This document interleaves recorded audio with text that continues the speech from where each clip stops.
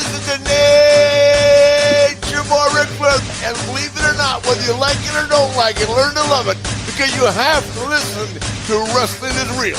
It is the best thing going today. Woo! The worldwide leader of podcasting excellence, the king of podcasts radio network proudly presents The Wrestling is Real podcast, because wrestling needs us. Welcome one and all to the Wrestling is Real podcast, and welcome to all of you. I guess you could say haters. I guess you could say, those of you that are possibly my fellow podcast wrestling brethren, those in the wrestling media. For those of you that are the faithful fanatics of WWE. Right. Welcome to the program. Thanks for listening in. Listen, it's hypocrisy when you can consider that what you think is best for AEW, you're not worried about the other brand, about the brand that you support, the brand that you are loyal to through and through. You can criticize WWE all you want. You can also praise it all you want. But damn, can you also feel like you are entitled and privileged, and you think that because you know everything that's going on, the way that WWE's always done things for you, that AEW has to be doing exactly the same? When you're wrong. It's going to be like a broken record when I say that. I feel like I've done it for the last 3 weeks. But the post-WrestleMania withdrawals here, and some of the normal things that consume and create the WrestleMania off season. You can also basically just play it like clockwork. The blueprint is already in place. It doesn't matter if Triple H is in power, Vince is in power. Vince's booking decisions, they continue on. We'll talk about that.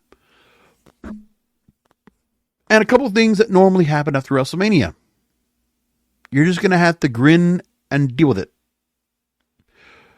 Because injuries are here. And a load of them are going on right now that we've learned about. And it's unfortunate. But Triple H said, you know what? There are some wrestlers that can't make the grind. Well, let me tell you this. Will Ospreay made a comment. Didn't call out Triple H in particular. But yet a Dynasty had a tremendous match with Bryan Danielson. And AEW is booking him right now after winning the gauntlet match tonight in Jacksonville on Dynamite, to take on the international champion and Roderick Strong. Will Ospreay's doing just fine. What were you going to have him booked to do if he came to the main roster? Is he going to be up against Roman Reigns or Cody Rhodes? Is he going to be up against, say, Gunther or Sami Zayn right away? No. He might have been very well thrown on the NXT. And NXT right now, there's not a lot of room over there because they're feeling like the big stars in NXT on spring break that they had last night is Ilya Dragunov, who dropped the belt to Trick Williams. So for those 500 people at the Performance Center, yeah, that's probably the best night Trick Williams is ever going to have. Do you honestly think that Trick Williams is going to make it on that main roster and excel? I really want to find out where people think this basic one-dimensional character is. Okay, he has one thing that goes on with him. Okay, an attachment to Carmelo Hayes, which is now kind of done, and hustle and flow. Right, that's it. That's all he's got. But people are going to expect, this guy has everything in the makings to go and become a big star in WWE. No, you know what? Every other wrestling company, yeah, that probably works because they don't really necessarily have to worry about storylines and that, but he's over, sure. How over he's going to be on that main roster? He wasn't when him and Carmelo Hayes faced. You're kind of like we're working with each other, before WrestleMania. Did we get much of a response from them? No, because again, not many people are watching NXT that go to these shows. So anybody you put from NXT onto the main roster, whether it's at Royal Rumble or whether it's right before WrestleMania, yeah, nobody's paying attention. They don't know who it is. Like that at Raw after WrestleMania. Did they really know all those stars that are really in here? Not really.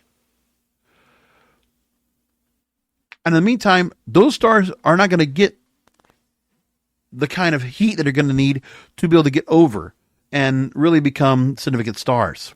Not like the level we have right now, the stars we have that are injured. Right? Think of the stars that we just saw now that have just been released, right? We have injuries this week. We have releases. And, off the bat, Von Wagner, who was part of the Rainbow era of NXT, gone. Cameron Grimes. You put all that time in NXT to the moon, right? It got over for a little bit, but that was just a temporary storyline. Where do you go after that? Then you took all that stuff away from him. The $1 million belt, all that stuff was taken away. And what was he on the main roster? I mean, you stripped him of his gimmick, of part of the things with his gimmick, and that's it. Now he's just basic, and he goes away. So what do you do with Cameron Grimes? He gets dropped. It's unfortunate for him, right? So does he go back as Trevor Lee in Impact Wrestling or TNA now? Is that where he goes? Or do he go back to Pro Wrestling Guerrilla? Like, where does he go now again? I don't know. But, he's still young in his career. And he can go somewhere, I guess. Somebody's going to pick him up. But all that time in WWE, he got somewhere up. But, he had a bit of a ceiling. It dropped right off, and that's it. Done. Jinder Mahal. And how many years has he been in the company? Jinder Mahal's out. Former WWE champion. Listen, I mean, not a lot of people can really feel like there's anything special or good about him, but like, you know what? He's a former champ. They let him go. He's 37 years old. And you know what? Like, I can still be working somewhere in a lot of different places. But, when I look at where he's gone in his career, he goes back to SCW, 2010. He debuted in 2011. Like, this guy's been on TV for so long, and now you're just going to just drop him. And, I don't know this guy ever did anything to make it feel like he was not anything special. And by the way, also part of 3MB, right? And then it's like, all right, another guy that's just kind of in a spot. And I don't know, man. He did go away. Worked that's what it was. He did go away for a while and then came back. But now it's like, okay, done. He's just not going to be in that part at all. Xia Li, man, made such a big deal in NXT in the black and gold into the Rainbow era. But they moved her after the Rainbow era. But like, okay, Xia Li was here, prospect, brought her in from China, nothing. I mean, they'd give her some kind of a chance to go ahead and get on that main roster and do something. But you remember, they had so much more to this character that they put in NXT when it came to like the mystique of the whole martial arts, and nothing. Xia Li completely underused. Well, it was just not used well. Was not right for the company. I mean, yeah, you wanted to bring somebody in that has a different flair from China, and then you put her into that women's division, somebody different, but no. And so you drop her after all that time. But these were expected changes. But these are some of Triple H's prospects here. These were NXT prospects before. This was before the change to the Rainbow and back the other way again. So these are stars that failed under Triple H's watch. I mean, sure, Vince might have put them up there and, they didn't do well. But again, there was no recovering for these stars. None. I'm actually surprised there aren't some other stars that got dropped in the same process. Zion Quinn also dropped out. And so what else do you have next? It's like, hey, man, there's a whole lot there that's just nothing happening. And that's it. Amazing. Von Wagner is gone. Audi 5000. Also a name being released.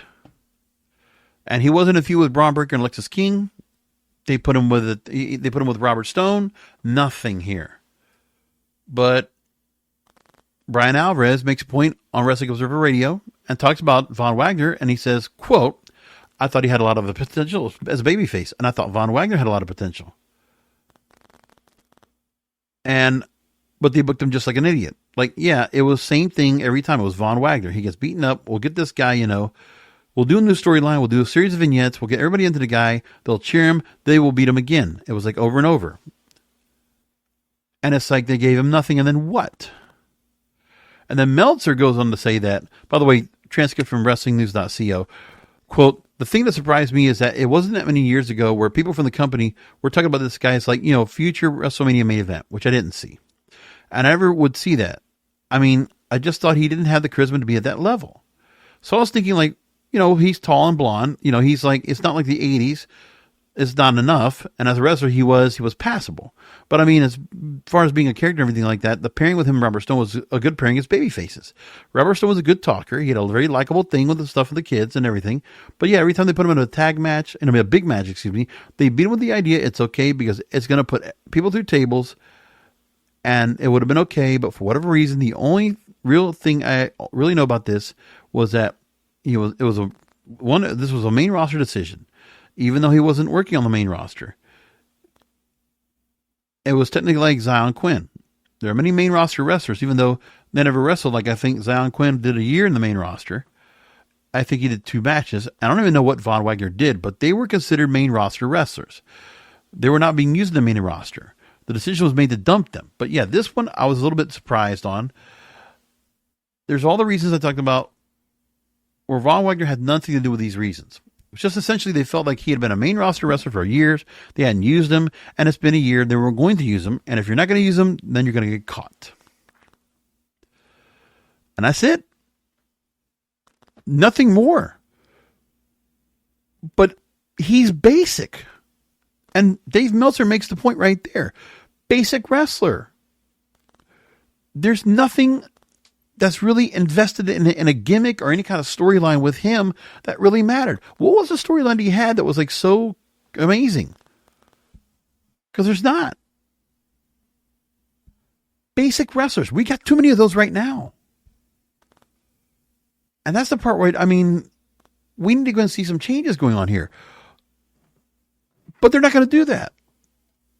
Instead, we're just going to do the draft. We're going to have the change of wrestlers. And how much significant difference there really is going to be about who's going to be a part of that. Well, we can talk about that.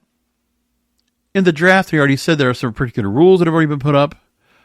And, well, actually, let me see here. Yeah, there was that part about Wagner. I already said that. About the releases, let's talk about this real quick. I'm talking about how they've been handled.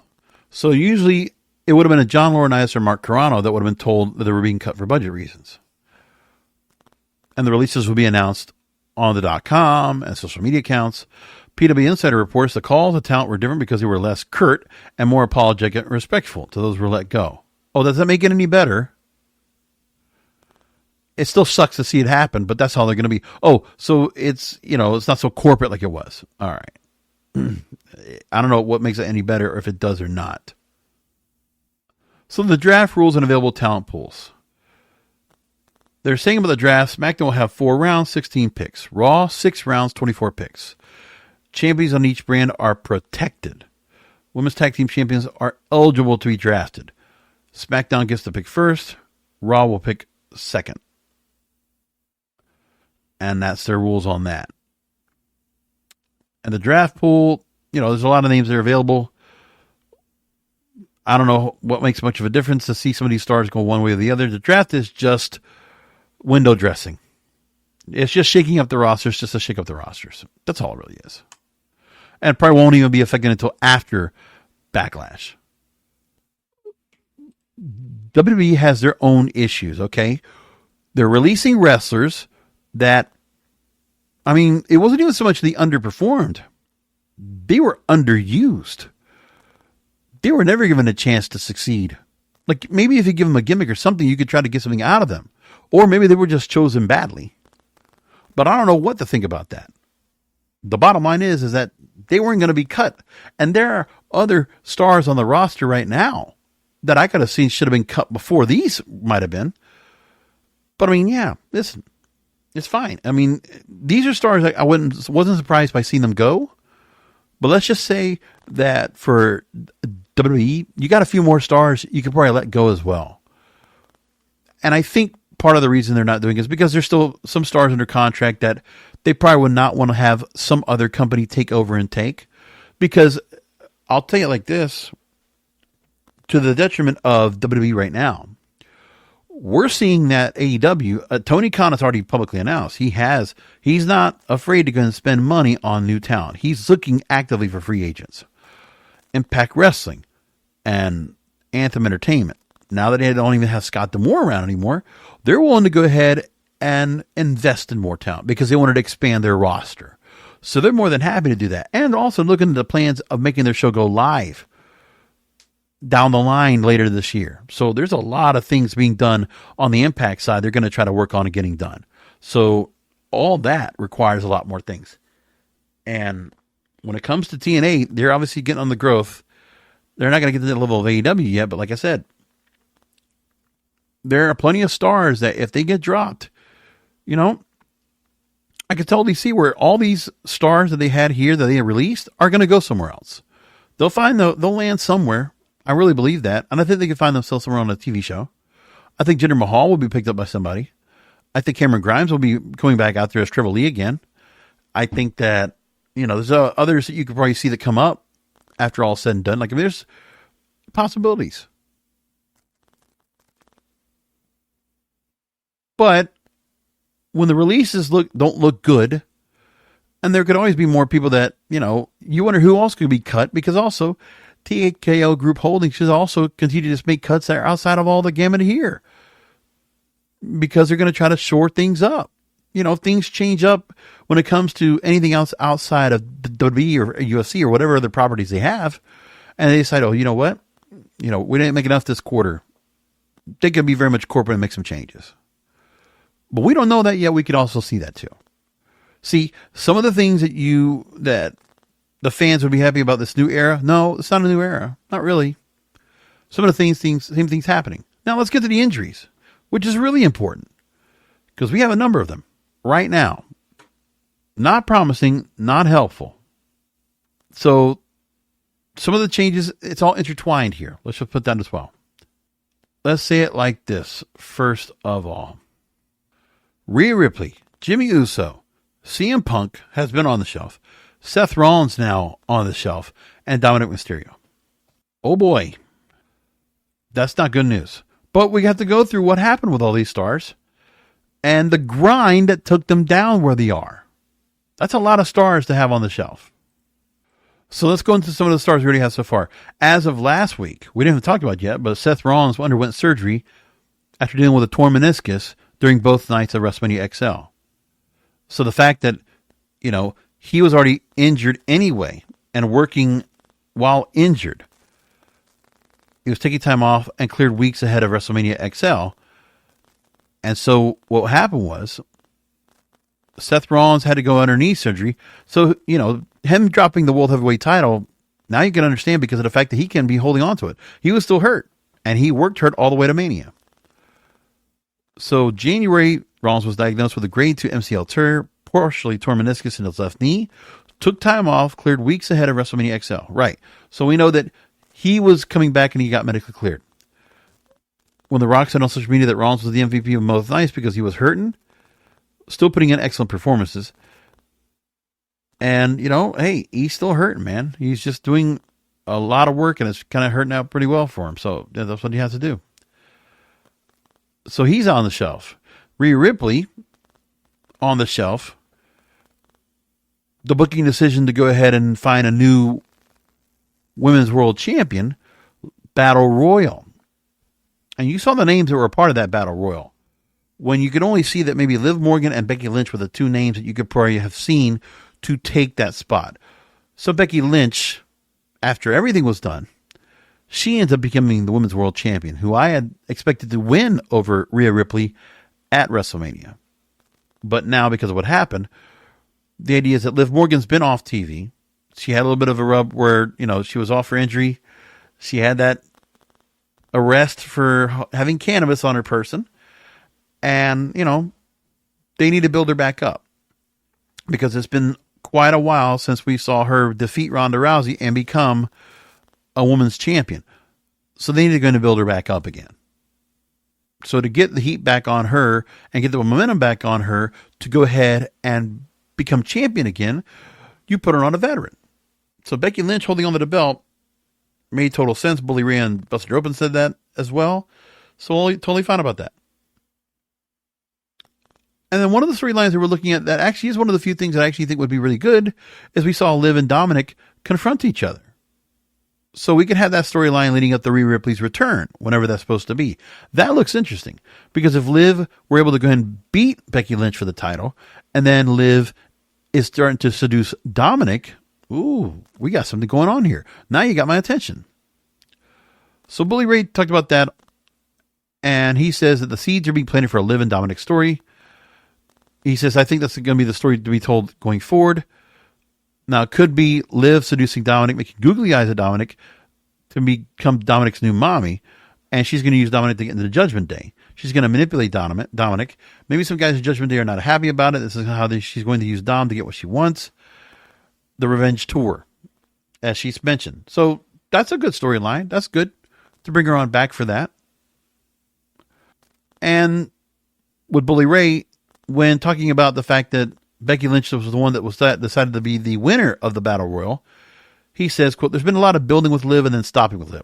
She's had her day in the sun, but maybe this is the opportunity to truly build Liv with real depth, real character, and a real story because Liv and Dominik is going to work, period. I could give you 6 months off the top of my head right now on how to do that. It's very easy. I know there's no exchanging of words between Liv and Dominik, but I would love to have heard Liv say, hello, Dominik. I would have heard Liv say Dominik's name, and then would have went off. Just that little added something. I would have loved to have that one heard thing from her that kind of eased the tension. That's an interesting storyline.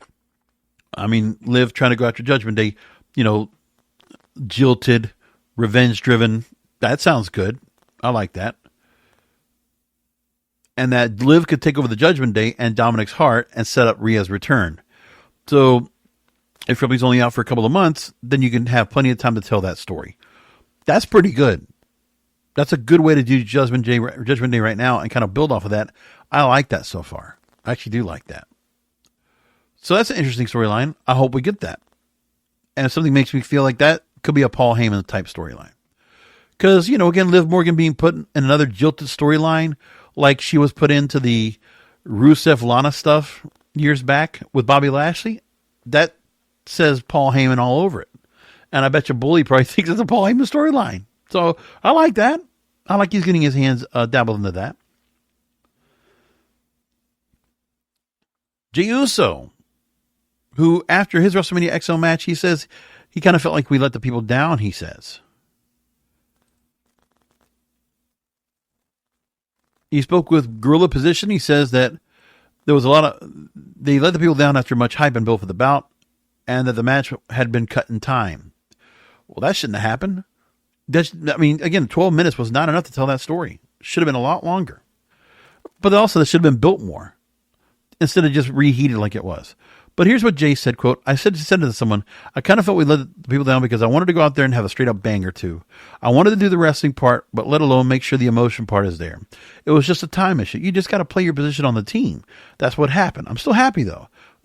I got a singles match at WrestleMania with my brother. That's a big picture. So I'm going to have me and him facing off at WrestleMania. I'm a frame of picture. That's always is marked off our box. I just wish it could have went the way I know we can, but... And he's right about that. I totally agree with that too.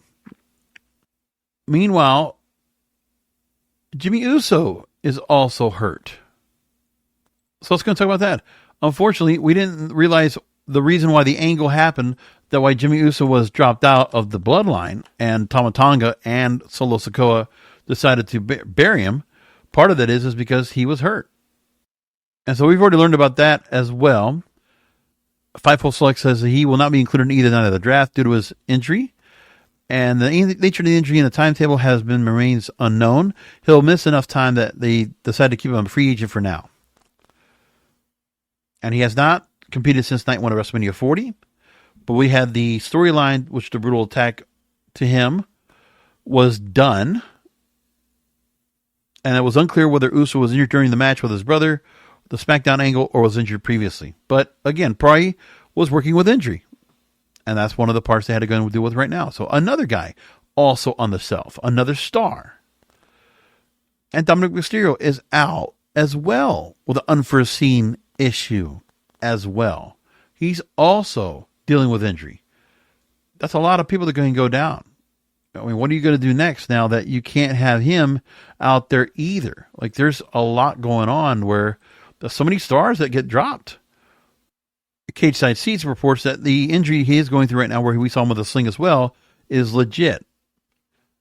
And he did not wrestle with JD McDonough with the Judgment Day against Andrade and Ricochet that was originally booked for Monday Night Raw. So Santos Escobar took his place.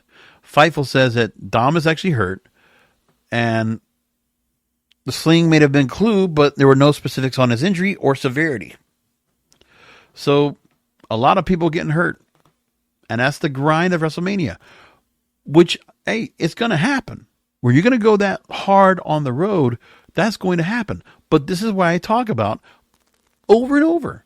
In this system, this WWE machine, you have to have some other stars ready to go.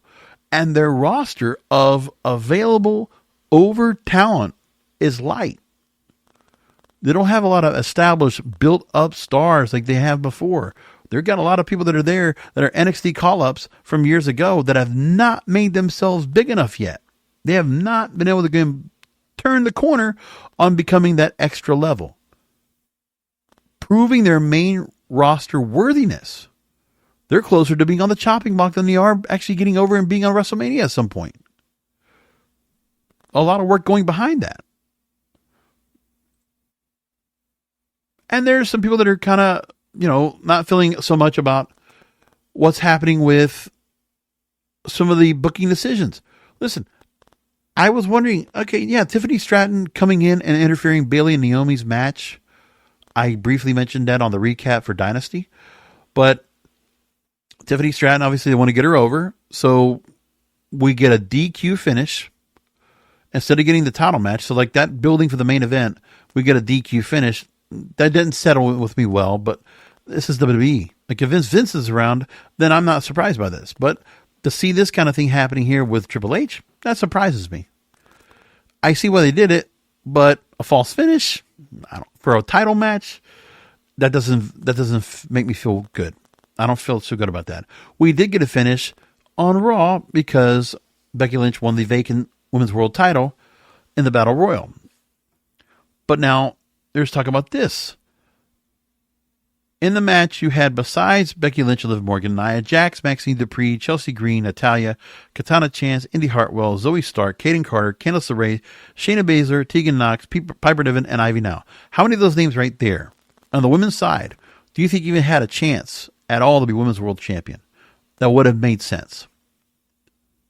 2. Maybe 3 if you want to count Natalya. But 2. That's it. Maybe Nia Jax. Maybe 3. Okay, but that's it. A lot of the names didn't even need to be there, right? So, the like to dislike ratio on Lynch's title win and her comments about it have been negative because the match right now on YouTube has 22,000 likes, 33,000 dislikes. And her interview where she commented about it, 6,200 dislikes, 8,800 dislikes. 6,200 likes, 8,800 dislikes. So the fans didn't like that Becky Lynch won. Crying at a pram. Why is it Liv Morgan? It's her chance. It's her time. She's not built up yet. Let Liv win over Becky like she won over Ronda. It makes sense. But this is the audience that is there today. This is the fickle social media frenzy that we have of the WWE Faithful Fanatics. Some of those being a part of my fellow podcast wrestling brethren. Some of those are also commenters or content creators on Twitch streams or TikTok or Instagram or X or whatever you got, and they're all going to make their comments. And then you go ahead and there's an executive reaction to Trick Williams winning the NXT title. We get a comment about that. So the young prospect defeating Ilya Dragunov to win the title in just less than 2 years since making his TV debut alongside Carmelo Hayes as part of the NXT 2.0 days. So the company's been high on Williams to the point he was speculation he would be made roster bound as part of this year's draft. So Shawn Michaels, who's the Senior Vice President of Talent Development, Creative, he comments about this, that they decided to keep it NXT for a little bit longer as the face of the brand. Quote, I hope tonight was sort of a little insight on what we do at NXT, the developmental system. I think when you see someone like Trick Williams, and quite honestly, some of the young athletes we got here at NXT, but Trick is a prime example of somebody that comes to the Philadelphia Eagles, not quite making it in football, then dedicating himself to be a WWE superstar and committing himself like he's done day after day, week after week, month after month, year after year, and there's only been 2 of them, and you see the pinnacle at which he's risen to. I speak not eloquently, obviously, but I just can't stress enough the system we have down here, the coaches, the school sessions, the training, even the recruiting. He also goes on to say that I think what Trick did tonight exemplifies everything we try to do here. He's an amazing young man, an amazing athlete. It was organic. It was something that started with 1 or 2 people whooping that Trick in the crowd. He went from a sidekick to the champion, went from a mouthpiece to the champion in NXT in 2 years. I think it speaks volumes to what we do in here in NXT in the developmental system. I'm very proud of the team we have here, and obviously looking forward to grabbing as many young athletes as we can and producing the superstars tomorrow. Listen, I don't dispute what Shawn Michaels is saying here, and I don't dispute the fact that Trick Williams has a lot of talent and a lot of upside. But the constant issue that you have with NXT, whether it was Vince creating gimmicks that were not going to pin on the main roster, you also cannot let these folks go on the main roster without something to build off of. It's not possible. You got to have something that's going to, obviously there could be changes and tweaks in the process going up. But I'm going to tell you like this. When I think of certain stars that moved up, and let's just take wrestlers of color. We're going to use this as an example. So when I think of what they did with NXT, the 2019 version, when they called up Bianca Belair and they called up Street Profits. Street Profits, obviously has a full-fledged tag team gimmick. They had the red solo cups. They had, the swagger. They had this whole kind of like real, just like an athletic vibe to them. Montez and Dawkins obviously have their own kind of lingo together, the way they're presented. Bianca Belair, you got the ponytail, you got the EST, the swagger, the moveset, like completely both of those, that tag team and that superstar, now a previously multi-time women's world champion or women's champion. They had fleshed out gimmicks. And they're doing pretty well right now. I don't think the Street Profits have gotten much being put into Bobby Lashley's Pride faction. I think they kind of been buried and lost in the translation, trying to create another Hurt Business. I don't think it's working for them. I don't know. I think what should have happened when it could have happened was Montez Ford was getting really shined up, and I thought a split was coming between them, and I thought Montez Ford was going to be the breakout star. And that was probably the direction he should have gone, but they didn't. That was a mistake. And I think they had a chance to go and pull that off, but they didn't. And I don't know why they didn't do that, but it's okay. Trick Williams, whoop that Trick. Okay, he's got a chant. But that's not enough for him. He has to have something more. Like, they don't talk about anything about his football pedigree, do they? I don't think I really heard much about that. He's up there. He was, again, from mouthpiece to champion. Yeah, he can talk, but I want something more out of him. Like, I want to hear him, like, something more to him that comes out more. Even Carmelo Hayes is like, I don't miss and all this kind of stuff. I get that part, but even Carmelo Hayes, they're both basic. They're too basic right now of who they are. They're just going to not stand out that much. You might not have liked it, but you know what? Bobby Lashley, you have him as almighty. He's on a pedestal. Apollo Crews, you might not have liked him becoming, African tribal leader, with Bubba Cato, whatever that guy's name was, working at his side as a soldier. You might not have liked that, but at least they were putting a different connection. But also Apollo Crews, they dropped through Nation. Like, what are you doing? You had a gimmick, and you made him change because of the sake of the change. And all that going on there. And when I look at where everything is right now with Trick, okay, you got him as a star right now, as a champion, as a babyface. but he has to have depth. He has to have a gimmick. He has to have another thing. There's got to be dimensions to the character. And his talking's fine, but it's still, there's not enough into that. We need something more out of him. And I'm going to go ahead and use the comparison of where Trick Williams becomes NXT champion, comparing to Swerve Strickland, your new AEW World Heavyweight Champion. Meanwhile, the faithful fanatics of WWE fandom, they want to shit on the fact that Swerve Strickland opened Dynamite tonight with his match against Kyle Fletcher in an elimination match. Trying to justify, well, why is Kyle Fletcher going to match? Well, he's Ring of Honor, what? World TV champion? Okay. So champion gets a chance to go after champion. You want to like go ahead and shit on the fact that, and somebody else says, oh, well, the AEW fans, they don't care what they get on TV. They just want to have something as an alternative. And they're probably right about that. But I don't mind the fact that they decided to go and put that match in there. So they used it as part of a storyline. Right? So a member of the Don Callis family was able to get a match with the World Heavyweight Champion. And then they put the storyline with Will Ospreay, who gets a chance to now go after the international title at Double or Nothing. Don Callis shits on Kyle Fletcher for losing out on a championship opportunity, right? So that's the storyline they decided to tell. So to not get justification as to why Swerve Strickland decided to go ahead and have his title defended, and also the fact he did not speak after the fact, I don't know. Okay. That's nitpicking. I mean, I get it, but let's get back to like the night before. Trick Williams, he wins and he's champion. What are you going to do with him now? I mean, let me put it like this. In essence, I know how much they've booked Ilya Dragunov, and he probably goes to the main roster after this.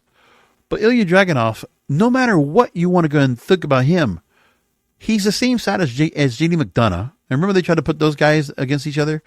Yeah, fine. But again, on that main roster, Ilya Dragunov's going to be lost in the mix with all those other people. You think that guy at his size is really going to stand out with some of these bigger heavyweight stars he's going to go up against? And it's going to be believable? Do we really think that?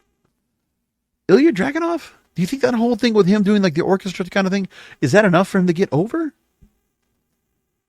2 stars, I just don't see where they have enough prepared for them to move up. And I mean, Ilya Dragunov, he's already got a handicap because he's European. They have enough Europeans in the roster. Hell, Sheamus goes back to his old music. They got Pete Dunne, and they got, the New Catch Republic, and Tyler Bate. And you got Gunther and Imperium. There's enough European wrestlers up here that I don't think he's going to get lost in translation. What are you going to do with them? They're going to be single stars coming in. How are you going to make them be believable, champions or main eventers down the line? I think Trick Williams has all that he needs to get himself there, but the company now has to do the right thing by him and build him up. They can't just, you build him up to be a credible champion, but now you got to give him something more to work off of because he's not going to have that belt all the time. WWE, do you understand that? There's going to be times where your stars are not going to have a fucking belt. What are you going to do to keep them over?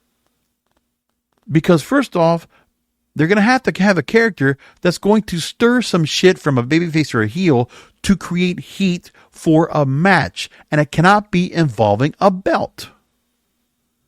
You're guaranteed to have, 4 or 5 matches every pay-per-view where you have belts involved. So you're going to use that as an excuse. But what about these other matches? How about some other featured matches going on? What are you going to do with that? We don't have an answer for that. Hell, tonight, the fact that Thunder Rosa lost her chance against Toni Storm at Dynasty.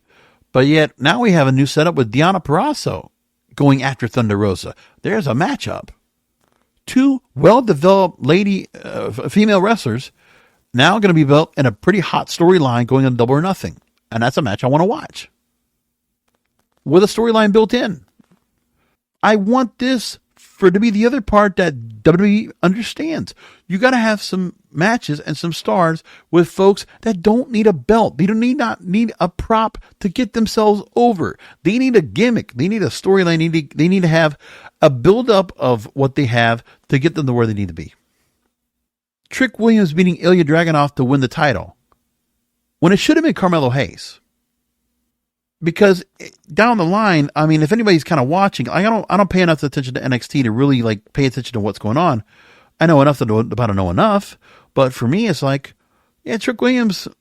Anybody else looks at it, yeah, he beat a wrestler that was oversized quite significantly by, much stronger, much more agile. Like just being able to go ahead and just like power over this guy, and got to be something more, just when it comes to me.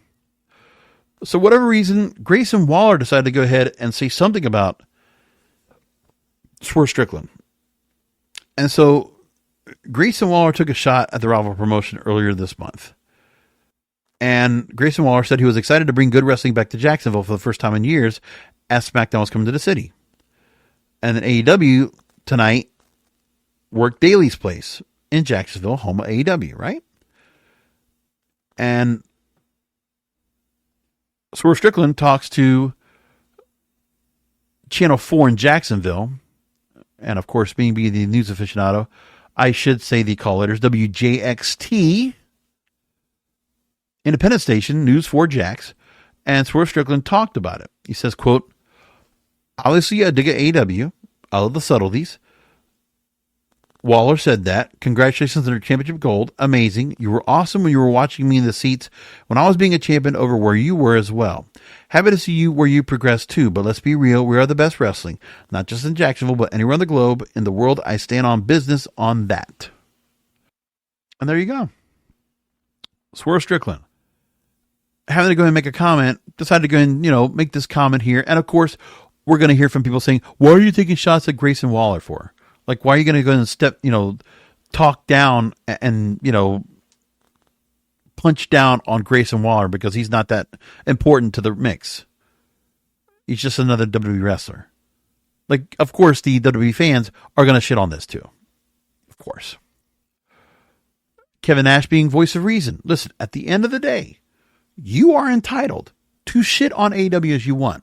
You are entitled to think that you know how to book that company and that you can do better work than Tony Khan can to build better ratings, to build better pay-per-view numbers, and to put themselves on a better TV format. But you're not in his position. You don't have the $1 billion. You can say what you want. But your opinion, according to AEW and to Tony Khan, does not matter. Hey, first time we see Tony Khan, very rarely do we see him, in front of a live crowd. And tonight, in storyline, the Elite, Okada, Jack Perry, and the Young Bucks, they beat up Tony Khan at the end of the night. And now we got a storyline to deal with where the executive directors here, the Young Bucks have overstepped authority now. You punched down Tony Khan. Jack Perry attacked Tony Khan. Uh-oh. And then Meltzer driver to Tony Khan. I was thinking Dixie Carter the whole time. I don't know why, but Hey, so Tony Khan takes a bump. All right. And now we have this here. And we're moving on a storyline to something a bit bigger. But Jack Perry getting a lot of heat coming in this. And obviously Young Bucks, Jack Perry, the Elite getting a lot of heat going in now. What happens next? Ooh, that's a lot, man. So Kevin Nash was on Click This on his show. And he says, with AEW, in all honesty, I want AEW to succeed. Number one, I got friends who work there in production in all different aspects, but not just guys who are in front of the camera. Them being a viable option is huge for the longevity of the business, he says, end quote. No matter what you feel about AEW, it still comes down to the fact that the company is going to do what they're going to do, and they're doing great, and they're doing as good as they can. I mean, they're going to be the number 2 promotion in 5 years. They're not going to overpass or surpass WWE. Not any particular amount of time right now. But they've gone through quite a few changes in talent and a few changes of who's now on that main roster doing things. So listen, Chris Jericho now is under a new gimmick, the learning tree. Like, here's one thing I got to tell you. Look how quickly Chris Jericho can just change gimmicks overnight. And now he's got Big Bill as like his new, student to go after him as Grasshopper, right? And there you go. It's like we're moving on. Interesting. Now, I don't know what's going to be for Hook. They're talking about him being a free agent. They're talking about Ricky Starks. No, not Ricky Starks. Sammy Guevara being a free agent. A lot of things can happen where you can have certain stars going over. Whatever. Mike Santana doesn't go to the WWE. He goes to TNA. And he's been confirmed now as a new talent joining the company. Congratulations to him. So it comes down to the fact that people want to go and shit on AEW on a regular basis, and they want to say what they're going to say. Just know on this program, I'm not subscribing to that. I'm going to call the hypocrisy here, thinking that everybody can think that they know what they're doing here, and the fact that they want to say that AEW and their people and the fans can't say anything about it. So you're supposed to be able to overtalk everyone else, and no one else has to say so. And if someone like me wants to have a different voice than the vocal minority on social media that speaks and barks the loudest, then so be it. Listen, I'm not the one with millions of subscribers here. I'm not the one that has some large major following and I'm trying to make money off this like full time like some others. I'm not. Like I might be doing some things right now to kind of build up supporters. I have a new thing I'm going to do where I'm going to offer a way that on my website, kingofpodcasts.com, look for that for details coming up soon, where you can actually help out the show. And I'm going to be adding some new premium content up where I'll have more commentary to give on a more frequent basis. Not a daily thing, but maybe a couple times a week, I'll add more commentary up there. I'll do some more clips where, we talk like 5, 10, 15 minutes about a particular subject that I can hold off on the show to talk about and just kind of go that way.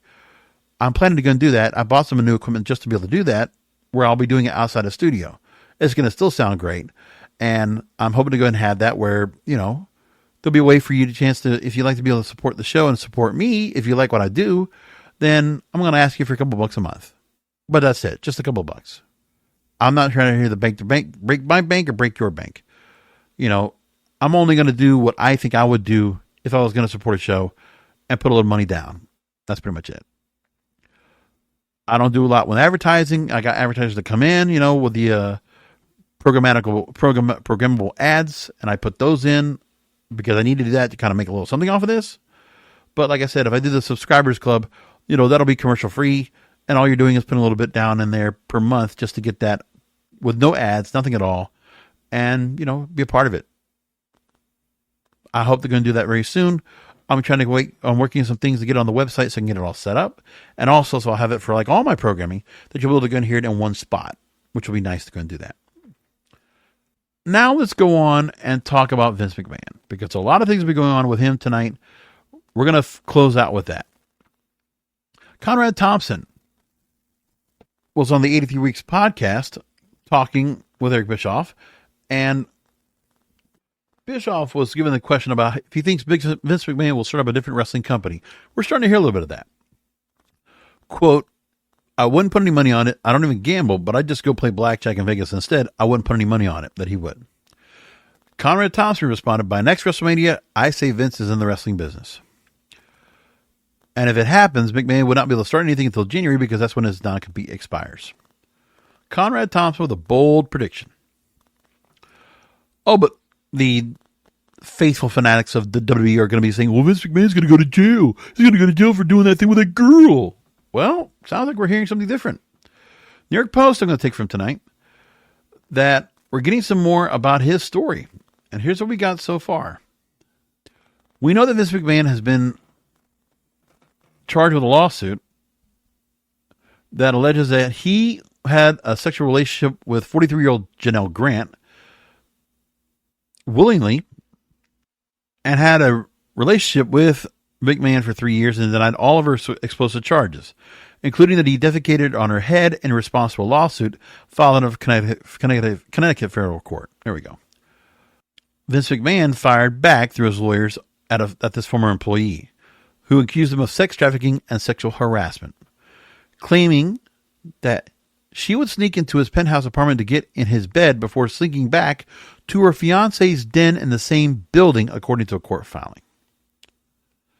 So the filing laid out a litany of alleged lies that Grant lobbed at McMahon in the lawsuit, that he failed to fork over $3 million in hush money to keep the relationship a secret. One of McMahon's chief claims the lawyers made up was that Grant would often visit him at his Stamford, Connecticut condo at all hours, including at 2:30 a.m., to pursue their affair and then return back to her condominium where she lived with her fiancé, attorney Brian Goncalves, according to the filing. So Brian Goncalves lived 4 floors apart in the Park Tower, Stamford, a luxury 36-story condo formerly known as Trump Park, Stamford. Now, Grant's lawyer said that Grant and Goncalves had called off their engagement, and he, quote, had allowed her to stay in the apartment as she rebuilt her life, end quote. This McMahon, there's Ann Callis, makes her comments saying, oh, this McMahon has never known a storyline he doesn't twist to fit his own shameful narrative. And the following asked the court to stay Grant's lawsuit so as to allow the two parties to settle any disputes in binding arbitration. And Callis also says that prior to his death, she had been caring for her blind, wheelchair-bound mother, using the grief of someone who lost both of her parents is an all-new level of disgusting. So Grant was employed again with WWE at the headquarters between June 2019 and March 2022. She sued to invalidate a non-disclosure agreement that she signed in which she made her bombshell allegations. She received $1 million of the $3 million payout, but McMahon withheld the next installment, scheduled to be dispersed in February of last year, prompting to the lawsuit. We also know that earlier in this case, McMahon's attorneys produced a gushing love letter obtained by the New York Post that Grant wrote to McMahon in an email that was dated December 24, 2021. Her attorney, Ann Callis, claimed her client was coerced into writing the letter. And so, more shit coming up now that, hey, Ann Callis here with her client, Jamel Grant, they put everything down on the line, and now, before we even get to arbitration or even the court, it's getting discredited. Now we're realizing that the reason that Goncalves and this whole possible that she was still spending time with Janelle Grant and staying at his home, okay, they were also engaged to be married at one point, and that got dissipated. But the thing is that we're hearing the words about that Janelle Grant, because she still had this relationship going on, it caused a reason for the arrangement to stop the confidentiality. The payments were stopped because she violated the agreement. And that's why the money stopped going, thus the lawsuit. So is it just the money that she wants and we're just going to get rid of that? Because right now, Vince McMahon has already been smeared more than enough already. But, we're just hearing allegations. But then we have evidence coming up by McMahon's attorneys of the love letter and talking about the fact that, Grant was spending time going back to her ex-fiancé on a regular basis. And who knows what's been going on with that. This is not good for anybody, but we're hearing all this right now and it doesn't sound good for anyone. It's just all shitty. So Vince McMahon could very well, like I said, he's not going to jail. He might go ahead and finish up paying the other $2 million of this, or, have some civil lawsuit and settling out of court or arbitrated. And that'll be the end of it. And it'll be all cleared up in time for him to go and say, well, if he wants to start something else to do, he can. I'm wondering if he would actually go ahead and decide to go and do another wrestling company. That's quite interesting, even if there's room for it. Like, to me, I don't think he would actually go ahead and do that. If he was going to start one, I don't think he would just start a new organization. When he could just basically just buy somebody else. Like, to me, if Vince McMahon wanted to do something, take an existing organization. Buy in the Billy Corgan's NWA. Take that. I'm sure Vince could do something with that if that's what he wants to do. I think take an existing organization. Billy only has so much money to go and work off of this and build it up. But imagine if Vince McMahon decided to go and pony up money to really build something up and create the NWA and just take that brand and, skyrocket it with a lot of money behind it. He could do that. I don't know. I'm not here to go and speculate. I'll talk about it once I see something about it. But in the meantime, I think Vince McMahon is going to get it's going to skate out of all this right here. We still know he's not without sin. He's not without any kind of judgment, because he has done some shit in his time. Let's just be honest here. Come on. We know he has. All right, we're going to leave it there. By the way, if you didn't get a chance to go and catch it, I did do recaps of TNA Rebellion, where Matt Hardy became, once again, broken Matt Hardy, and he goes back into the fold after Moose retained the World Heavyweight title over Nick Nemeth. And then also did a recap for AEW Dynasty. Talked about that. So check out both of those.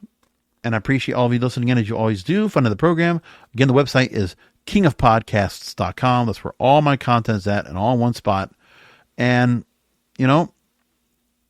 let's stop the tribalism, folks. Let's get all this out of the way. I'm so tired of seeing everybody getting all caught up and getting pissed off. But you know what? I'll tell you one thing. This program's not going to get caught up in that.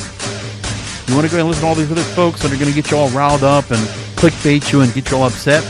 You go right ahead. With this program, we're about the real deal of the wrestling business. We enjoy wrestling. We love wrestling. All of it. Come back for another Wrestlers Real podcast, because wrestling needs us.